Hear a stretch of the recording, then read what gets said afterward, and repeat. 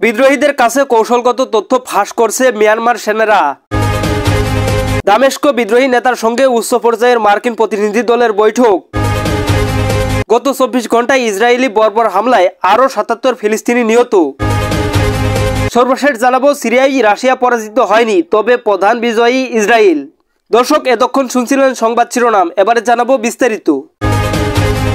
বিদ্রোহীদের কাছে কৌশলগত তথ্য ফাঁস করছে মিয়ানমার সেনারা। মিয়ানমারের চলমান গৃহযুদ্ধের জেরে দেশটির ক্ষমতাসীন কর্তৃত্ববাদী সেনাবাহিনীর মধ্যে ফাটল ধরেছে। সেনাবাহিনীর অভ্যন্তরে অনেক বিদ্রোহীদের কাছে কৌশলগত তথ্য ফাঁস করে দিচ্ছে। বাহিনীতে ছদ্মবেশে কাজ করা গুপ্তচরদের কারণে জান্তা সরকার দুর্বল হয়ে পড়েছে বলে ব্রিটিশ সংবাদ মাধ্যম বিবিসির এক অনুসন্ধানে উঠে এসেছে। এতে বলা হয়েছে, বাইরে থেকে এসব গুপ্তচর সামরিক বাহিনীর প্রতি অনুগত হলেও ভেতরে ভেতরে কাজ করছেন বিদ্রোহীদের হয়ে, যাদের প্রতীকী রং লাল। ব্যাপারটা এমন, বাইরে সবুজ, ভেতরটা টকটকে লাল। মিয়ানমারের সামরিক বাহিনীর সদস্যদের অনেকেই ওয়াটারমেলন নামে পরিচিত পেয়েছেন। বেশ কয়েক বছর ধরে দেশটিতে জান্তা বাহিনীর সঙ্গে গণতন্ত্রপন্থী বিদ্রোহীদের লড়াই চলছে। এর মধ্যে গত 12 মাসে গুরুত্বপূর্ণ বেশ কিছু অঞ্চলে নিয়ন্ত্রণ হারিয়েছে সেনাবাহিনী। মিয়ানমারের 1/4 কম অঞ্চল বর্তমানে তাদের পূর্ণ নিয়ন্ত্রণে রয়েছে। জাতিসংঘের তথ্য অনুযায়ী এরপরেও মানুষের জন্য খুবই বিপজ্জনক এই জান্তা। মিয়ানমারের কেন্দ্রীয় অঞ্চলে কিয়াও সদ্য নামে একজন মেজর জানান, সামরিক বাহিনীর নির্মাতা তাকে বিদ্রোহীদের পক্ষে কাজ করতে বাধ্য করেছে। তিনি বলেন, আমি নির্যাতিত নাগরিকদের লাশ দেখেছি, এটা দেখে আমি চোখের পানি আটকে রাখতে পারিনি। আমরা নাগরিকদের রক্ষা করার জন্য শপথ নিয়েছি, কিন্তু আমরা এখন তাদের হত্যা করছি। গুপ্তচরদের সরবরাহ করা তথ্য বিদ্রোহীদের সামরিক বাহিনীর বিরুদ্ধে সফল হামলা চালাতে সাহায্য করছে। বিদ্রোহীদের পক্ষ থেকে গুপ্তচরদের ভবিষ্যতে সম্মানিত করা হবে বলে জানিয়েছে বিদ্রোহী নেতা উইন অউং। তিনি বলেন, এই বিপ্লব শেষ হলে আমরা তাদের সম্মান দিয়ে তাদের পছন্দ অনুযায়ী জীবন গড়তে সাহায্য করব। বিবিসির পক্ষ থেকে মিয়ানমারের সামরিক বাহিনীর সঙ্গে যোগাযোগ করা হলে তারা এ বিষয়ে কোনো মন্তব্য করেনি। দামেস্কে বিদ্রোহী নেতার সঙ্গে উচ্চ পর্যায়ের মার্কিন প্রতিনিধি দলের বৈঠক। এক সময়ের সন্ত্রাসী সংগঠন হিসেবে বিবেচিত সিরিয়ার বিদ্রোহী গোষ্ঠী হায়াত তাহরির আল শাম এর প্রধান নেতা আহমেদ আল সারার সঙ্গে বৈঠক করেছে উচ্চ পর্যায়ের মার্কিন প্রতিনিধি দল। সিরিয়ার প্রেসিডেন্ট বাশার আল আসাদের শাসনের পতনের পর দেশটির ভবিষ্যৎ নিয়ে আলোচনা চলছে আন্তর্জাতিক মহলে। মার্কিন যুক্তরাষ্ট্রের পররাষ্ট্রমন্ত্রী অ্যান্টনি ব্লিংকেন আগেই ঘোষণা করেছেন, এইচটিএস এর সঙ্গে যুক্তরাষ্ট্র সরাসরি যোগাযোগ করছে। এইচটিএস এখনো যুক্তরাষ্ট্রের সন্ত্রাসী সংগঠন হিসেবে তালিকাভুক্ত। শুক্রবার 20 ডিসেম্বর এক প্রতিবেদনে এ খবর দিয়েছে মডার্ন ডিপ্লোমেসি। বিদ্রোহী গোষ্ঠীগুলোর সারার নেতৃত্বে, যা 2 সপ্তাহেরও কম আগে বাশার আল আসাদের সরকারকে পতন করে। বিদ্রোহী জোটের প্রভাবশালী গোষ্ঠী এইচটিএস এর নেতা পূর্বে আবু মোহাম্মদ আল জলানি নামে পরিচিত ছিলেন। এক বিবৃতিতে মার্কিন পররাষ্ট্র দপ্তর বলেছে, মার্কিন কূটনৈতিকরা সিরিয়ার জনগণের সাথে সরাসরি জড়িত থাকবেন। দেশের ভবিষ্যতের জন্য তাদের দৃষ্টিভঙ্গি এবং কিভাবে মার্কিন যুক্তরাষ্ট্র তাদের সহায়তা করতে পারে এ নিয়ে কাজ করবে। মার্কিন প্রতিনিধি দলের সঙ্গে রয়েছেন মধ্যপ্রাচ্য বিষয়ক শীর্ষ কূটনৈতিক বারবারা লিভ, প্রেসিডেন্টের বন্দী বিষয়ক দূত রোজার কারিস্টেন এবং সিরিয়ার সংশ্লিষ্ট সিনিয়র উপদেষ্টা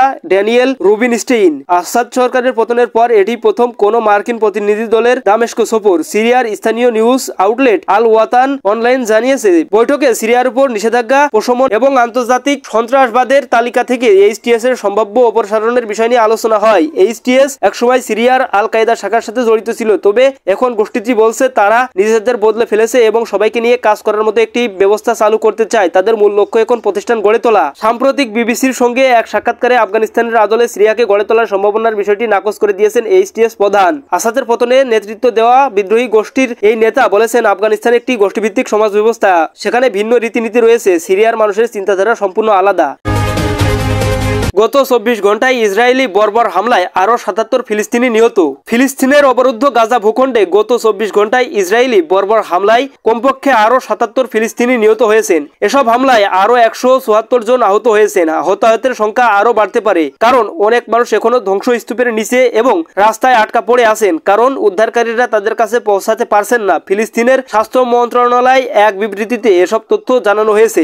এ বিষয়ে এক প্রতিবেদনে বার্তা সংস্থা আনাদোলু জানায়, গত 24 ঘন্টায় ইসরায়েলি হামলায় নিহত সহ গত বছরের অক্টোবর থেকে এ পর্যন্ত মৃতের সংখ্যা বেড়ে মোট 45,206 জনে পৌঁছেছে। নিরলস এই হামলায় আরো অন্তত 1,07,512 জন আহত হয়েছেন। গত বছরের অক্টোবরে ফিলিস্তিনি গোষ্ঠী হামাসের আন্তঃসীমা হামলার পর ইসরায়েল গাজা উপত্যকায় গণহত্যামূলক যুদ্ধ শুরু করেছে। ফিলিস্তিনি স্বাস্থ্য কর্তৃপক্ষ মনে করছে, গাজা উপত্যকা জুড়ে ধ্বংস হওয়া বাড়ি ধ্বংসস্তূপের নিচে এখনো 10,000-এরও বেশি লোক নিখোঁজ রয়েছে। মূলত গাজায় অতি অবিলম্বে যুদ্ধবিরতির দাবি জানিয়ে জাতিসংঘের নিরাপত্তা পরিষদের প্রস্তাব সত্ত্বেও ইসরায়েল অবরুদ্ধ এই ভূখণ্ডে তার নৃশংস আক্রমণ অব্যাহত রেখেছে। গাজা উপত্যকায় অতি বিলম্বে যুদ্ধবিরতির আহ্বান জানিয়ে জাতিসংঘ সাধারণ পরিষদে ওঠা একটি প্রস্তাব বিপুল সংখ্যাগরিষ্ঠতায় পাশ করেছে। কিন্তু আন্তর্জাতিক সম্প্রদায় এবং জাতিসংঘের অব্যাহত নিন্দার পরও নিষ্ঠুর হামলা চালিয়ে যাচ্ছে ইসরায়েল। মিশরীয় নিরাপত্তা সূত্র এবং হামাস ইঙ্গিত দিয়েছে যুদ্ধবিরতি নিয়ে মীমাংসা প্রতিরোধে মূল বিষয়গুলোতে এখনো বড় ফাঁক রয়েছে, তবে জিম্মিদের মুক্তির আলোচনায়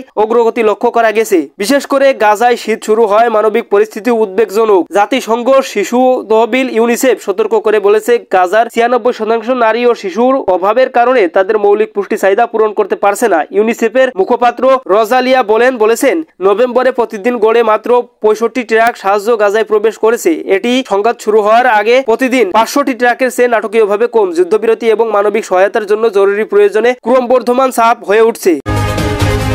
সিরিয়ায় রাশিয়া পরাজিত হয়নি, তবে প্রধান বিজয়ী ইসরায়েল, বলেছেন পুতিন। রাশিয়ার প্রেসিডেন্ট ভ্লাদিমির পুতিন দাবি করেছেন, সিরিয়ায় রাশিয়ার 9 বছরের সামরিক হস্তক্ষেপ ব্যর্থ হয়নি। রুশ মিত্র বাশার আল আসাদের পতনের পর সিরিয়ায় ইসরায়েলের সামরিক অভিযান নিয়েও তিনি উদ্বেগ প্রকাশ করেছেন। বৃহস্পতিবার 19 ডিসেম্বর বার্ষিক সংবাদ সম্মেলনে সিরিয়া ইস্যুতে একাধিক প্রশ্নের জবাব দেন পুতিন। খবর রয়টার্সের। তিনি জানান, সিরিয়ায় রাশিয়ার বিমান ও নৌঘাঁটি যেন থাকে সে প্রস্তাব দামেস্কের নতুন শাসকের কাছে পৌঁছে দিয়েছেন মস্কো। আসাদের পতনের পর বৃহস্পতিবারে প্রথমবারের মতো প্রকাশ্য মন্তব্য করেন রুশ প্রেসিডেন্ট। তিনি জানান, সাবেক প্রেসিডেন্ট আসাদ মস্কোয় পালিয়ে আসার পর এখনো তার সঙ্গে সাক্ষাৎ করেনি, তবে শীঘ্রই সাক্ষাৎ করার পরিকল্পনা করছেন তিনি। আসাদের পতন নিয়ে মস্কো ক্ষতির বিষয়টি তিনি তুচ্ছ মনে করে বলেন, 2015 সাল থেকে সিরিয়ায় রাশিয়ার সামরিক হস্তক্ষেপ দেশটিকে সন্ত্রাসীদের ঘাঁটি হওয়া থেকে রক্ষা করতে সহায়ক হয়েছে। তিনি বলেন, সিরিয়ার বর্তমান পরিস্থিতিতে ইসরায়েল প্রধান সুবিধাভোগী। গত 8 আগস্ট আসাদ সরকারের পতনের পরই গোলান হাইটসের ইসরায়েল অধিকৃত অংশে বিভাজন রেখার সিরিয়ার দিকে বাফার জোনে সেনা মোতায়েন করে